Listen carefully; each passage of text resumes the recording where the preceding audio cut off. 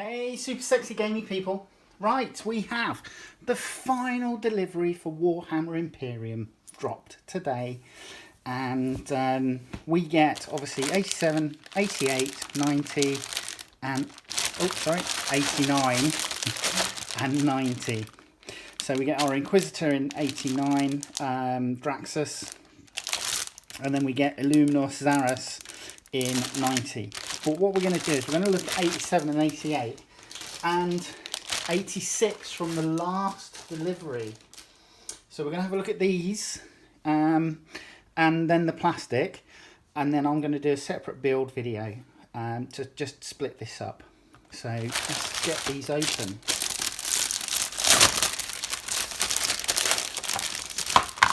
Boom.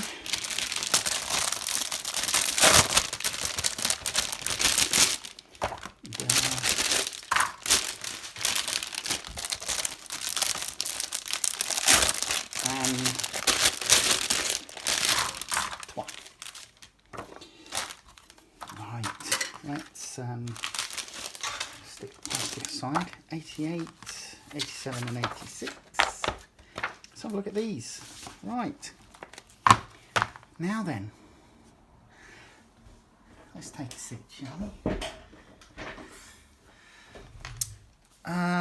Right, Redemptor Dreadnought, a new piece of fiction and Dreadnought datasheet in this issue 86. So here we go.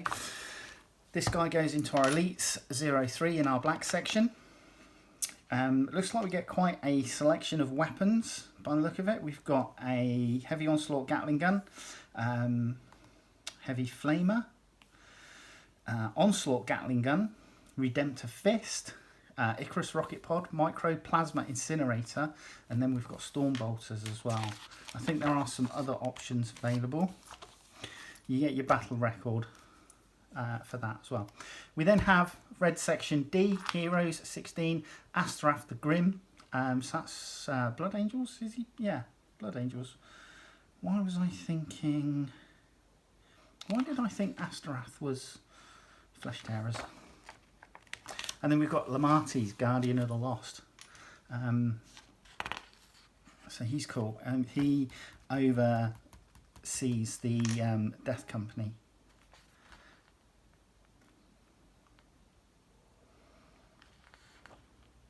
Okay, War Zones 19, Katachan, Deathwell, Information, Jungle Fighters. And then we've got Dees. Factions 13, Tyranids, Tyranid Assault, and info on some of the more advanced Tyranid bioforms.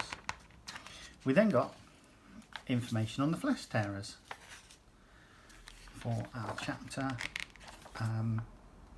15 section, Devastation of Baal. When High Feet Leviathan descended upon Baal, the Flesh Tearers joined their fellow Blood Angels successors in battling the Tyranid Tide.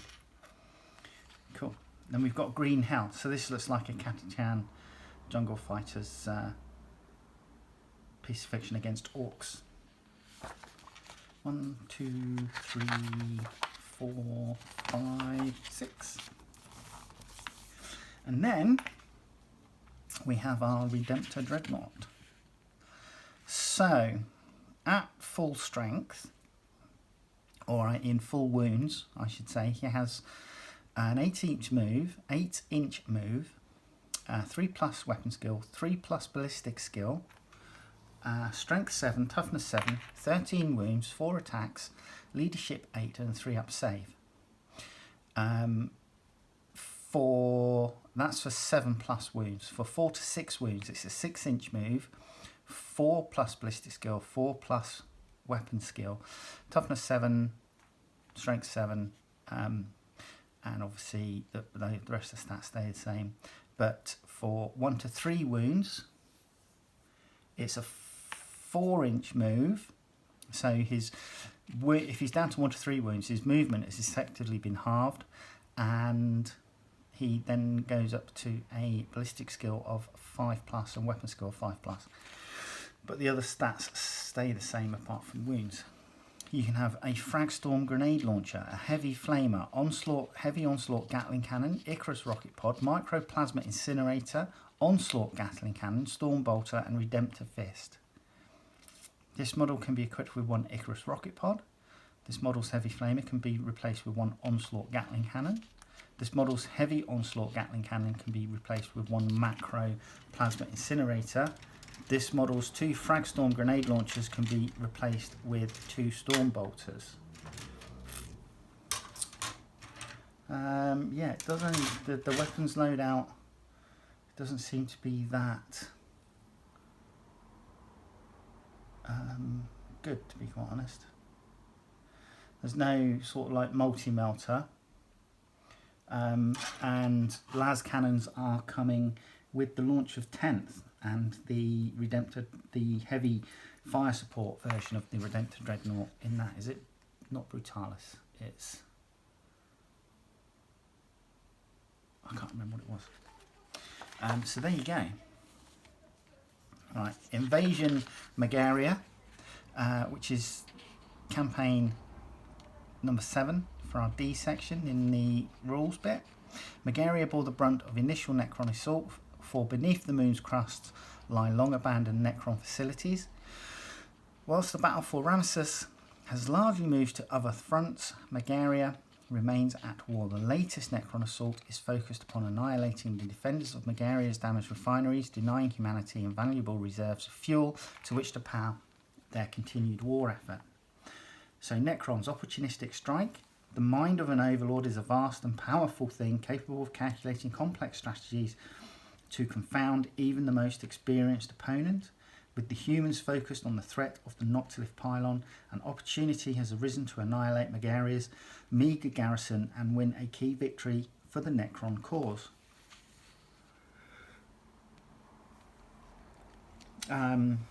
Imperium holdout. An Imperial reconnaissance force has been dispatched to Refinery Denethor in the moon's eastern reaches to secure the facility and help bring it back online, only to fall into the jaws of a Necron trap. Imperial reinforcements are inbound from Sifos, but the besieged recon force must hold out alone until they arrive. So we're fighting with 75 power. Mission briefing. A small Imperial force is pinned down within the ruins of a refinery. They must hold out long enough for reinforcements to arrive from Sifos. So player A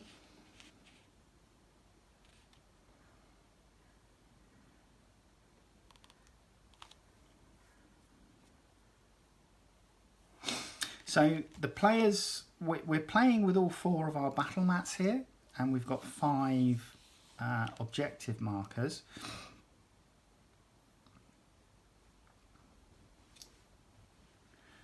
Necron player is the attacker, and player B in this mission, the Necron player must deploy as close as possible to half of their total units in each of their deployment zones. So basically you're fighting along the short edges of the battlefield, so player A and player B.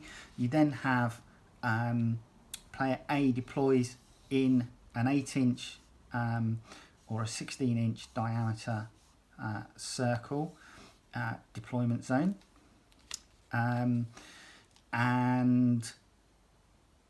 obviously the Necrons deploy half each in these 2 deployment zones to then attack. So there you go, that's that one. Right, a new battle story, Tyranid faction article, and the campaign continues. 1 miniature with this issue. No, it's not 1 miniature with this issue. Okay, War Zones 20, Sabbat Worlds. Sabbat Worlds campaign was one of expulsion and reconquest fought against chaos-tainted cultists under the leadership of a group of heretical magisters. So that's information on that. Gaunt's Ghosts, Colonel Commissar Gaunt, Sabbat Worlds campaign, Chaos Command, the Blood Pact. So, chapters, the Fulminators.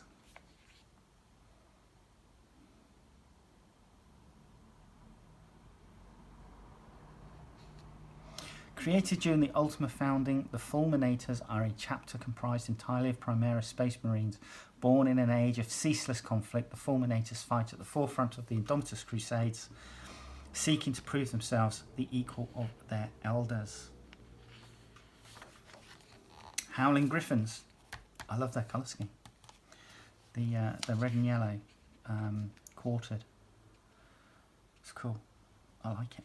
Right, Tyranids, Devours. So this again is another thing for our factions in the red D section. And again, some info on different bioforms. Short stories. Okay, so who's this? Is this Crimson Slaughter again?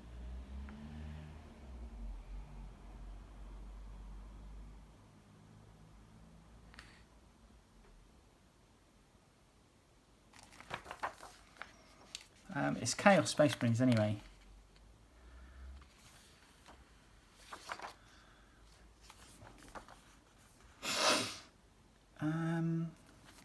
Doesn't say, can't see. Can't see where it says. Oh well. Right, and then we get our how to build the Redemptor Dreadnought. So alternative builds. You do get some alternative builds here. I will probably make it with the sarcophagus down, or the armour on the sarcophagus down.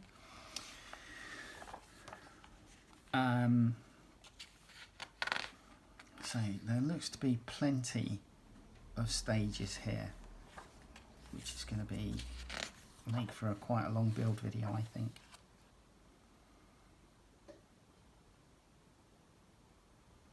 But yeah, looks good. Looks good. Oh, and it looks like these arms. So I like this because I've never had a Redemptor Dreadnought before, but it seems that you can. You don't glue the arms in. They have tabs which allow you to locate them, and then they swivel. So that's nice. That's a nice, nice touch. Right, defending Glianthia or Gliantha. The orbital gas extractors and refineries surrounding the planet Gliantha are responsible for extracting raw resources from the gas giant's atmosphere and storing them in preparation for withdrawal from Megaria's refineries. The Necrons have designated these facilities as primary targets and launched strikes upon them. By sabotaging the gas storage works, they seek to deprive the Imperium of much needed fuel. Vent the Prometheum, Necrons. The Necrons have begun venting the station's storage units, releasing volatile gases into the air and obscuring the extractor platform's decks in a thick haze of gas. The Necrons stalk the facility, slaughtering remaining crew and preparing to repel the inevitable Imperial response. Imperials, board and retake. Imperial forces have landed aboard platform Abel Garn to find their vision obscured and Necron's foes stalking the corridors. To make matters worse, the raw gases unleashed by their opponents render the use of ranged weapons potentially hazardous. They must scour the platform swiftly to avert disaster. So they've landed on this platform, which is full of gas.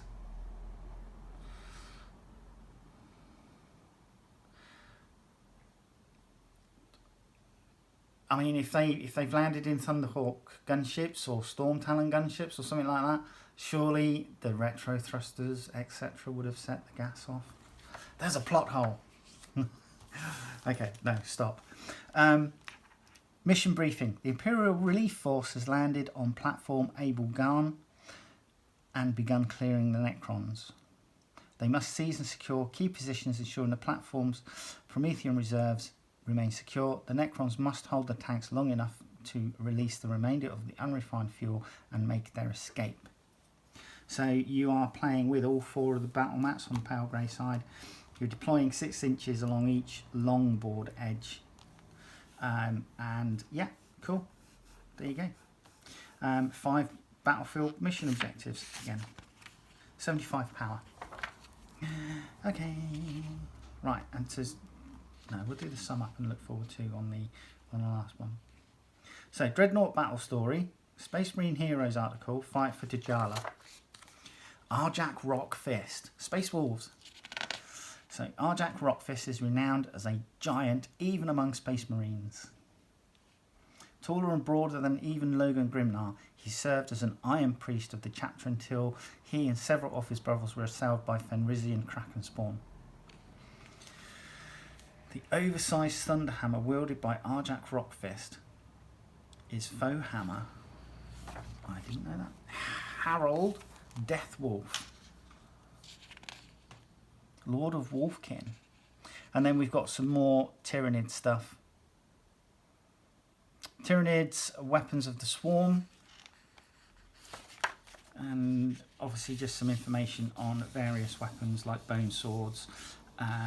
What we've got, the Flesh Borers, the Spine Fists, Devourers, Rending Claws, Scything Talons. Right, War Zones 18, Obelisk and Lyrak, Phase 5. Kind of really, we're milking this one. Right, and then we have Eternal Duty. A Space Marine serves for life and is only granted release from his duties in honourable death. Those wounded or crippled beyond the ability to serve are granted a swift death, or should they be judged heroic enough, entombed within a body of a dreadnought. Da, da, da, da, da. I miss Forge World making the Mark IV dreadnought bodies. I really miss that. I mean, I appreciate that they've gone more towards Horus Heresy than anything else, but I miss the Mark IV dreadnought bodies. Come on, Forge World, bring them back, please. So, yeah, there's your story. War Zones, Terror. So this is nice. Is this...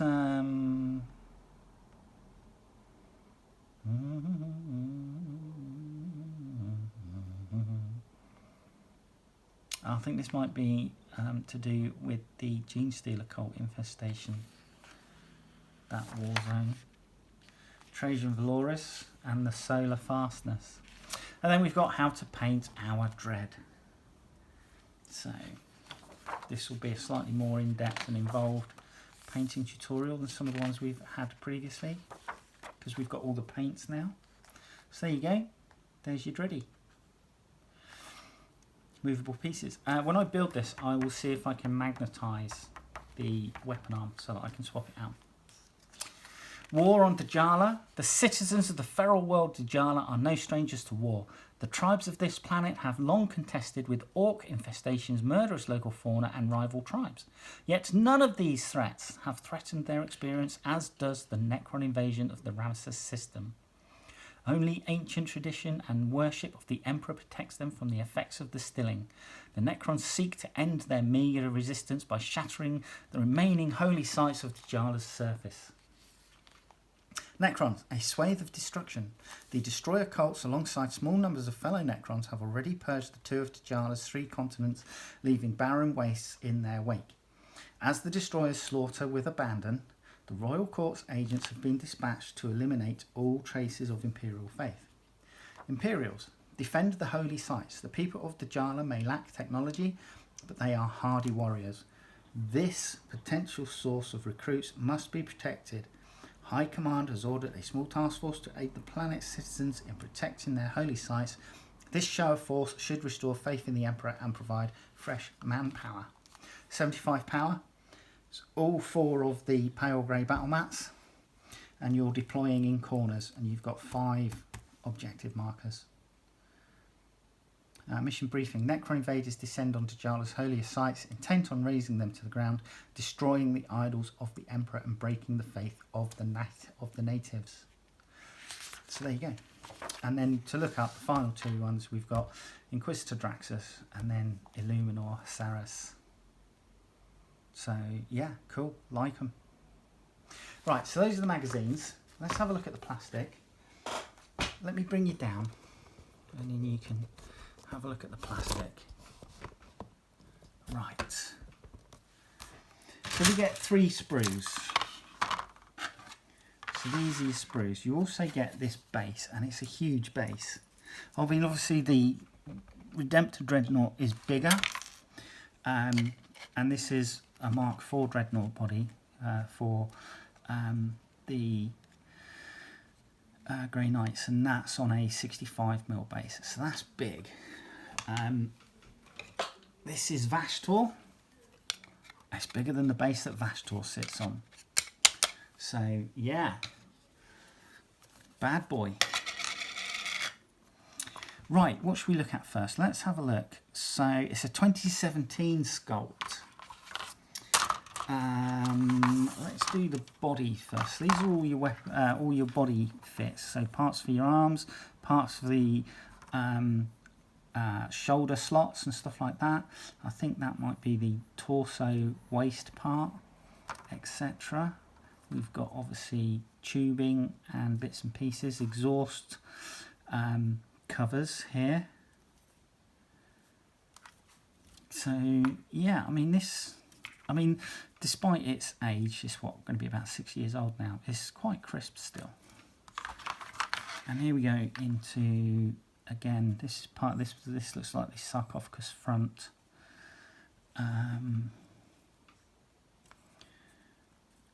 So there's that. I do wonder if let me.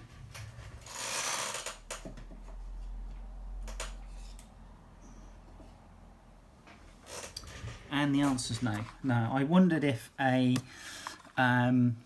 old style Dreadnought sarcophagus front would fit, and it won't. I'm only seeing one sarcophagus front though, which is a bit disappointing, which is that one there. I can't see any others, and that's just got a Terminator on us, obviously the vision slit, and then a couple of ribbons there for you to maybe write a couple of battle honours on, which I'm not going to bother with because obviously it's going to be underneath. We've got the armour panels for the front of the sarcophagus there.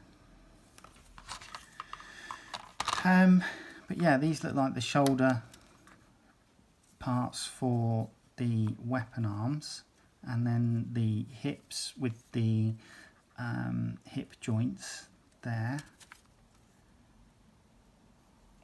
and various other bits and pieces. So this looks like it might be the armature for the weapon arm, not the close combat arm, but the heavy weapon arm, quite possibly. Interesting. And then we have our weapons. So we have our plasma weapon here. There's our onslaught Gatling cannon, and then the heavy onslaught Gatling cannon, and then the mini one, which goes onto the close combat weapon. And you do get a choice of some purity seals here. And as I say, you get two fronts for the sarcophagus armour, but only one sarcophagus front, which is a bit stingy, GW. But it's looking nice. It's looking nice. I'm liking a lot of the aesthetic with this. This will be the first Redemptor Dreadnought that I own. I'm looking forward to it. I still like the old school, Mark V's, which this one is, and I like obviously the old school Mark 4's. That I think there's something about them. I love them to bits, and to be quite honest, this and the one that we get with Leviathan are probably going to be about the only Redemptor Dreadnoughts that I will own. I will just keep buying. I will continue to try and buy Mark 5s all the time that they're available, and I will continue to try and source myself some Mark 4s for my chapters, which are Grey Knights and Dark Angels, when I find them at an appropriate price. There you go. That's those are the issues for the Redemptor Dreadnought. And I will do a separate build video, which I will try and release the next day after posting the video for the magazines. Alright, hope to see you soon. Take care. Bye bye.